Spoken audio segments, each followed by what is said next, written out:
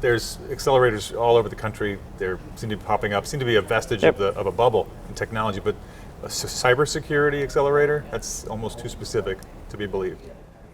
So it's an interesting question. I guess my view on accelerators are, first, if they're not vertically oriented, I'm not sure how they work to begin with. If you've got, we have 4 partners that are here, or at least 4 coaches that are working with each of the companies that are going through. And if I want to take a company that has an enterprise software focus, and I want to make sure that they accelerate through the process, and ultimately what that means is I find customers to say, I have the problem you're trying to solve, I like your approach, I don't see anybody else doing it that way, and then I'll work with you through your alpha and beta stages.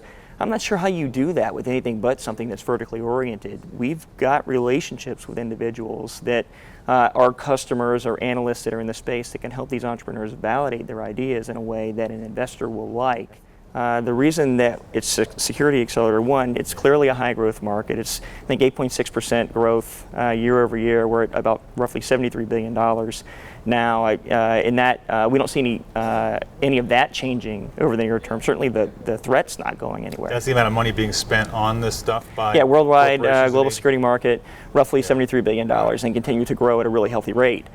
So good space to be in. Why we in particular decided to build a security accelerator, it was really based on the fact that there's a tremendous amount of intellectual capital in this region in particular. This is a real nexus of what's going on here in terms of cybersecurity. Of course, there's the West Coast, but it almost seems that Virginia and Maryland are in a hot competition out here along the Dulles Toll Road versus up there on the 270 corridor to create new cybersecurity companies. Having been doing cybersecurity since the 1980s full time, this is an area where I think there's going to be a tremendous amount of opportunity. I think the Washington, D.C. area has done a great job of looking at where its own differentiators are, so much the way that a startup starts its own business.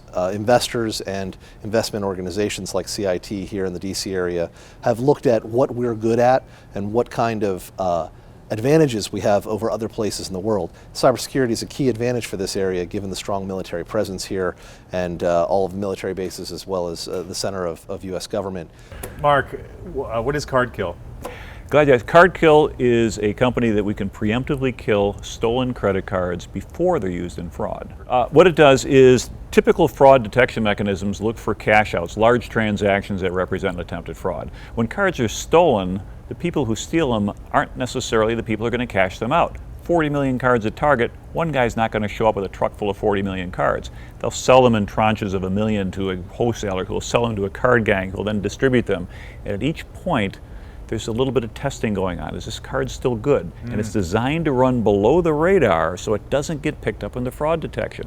We look at that noise, turn it back into signal, and we can identify those cards that are in the hands of the criminals before they actually show up at the checkout counter. What is Pierce Global Threat Intelligence? So Pierce is a company that's focused on automating part of the security operations center.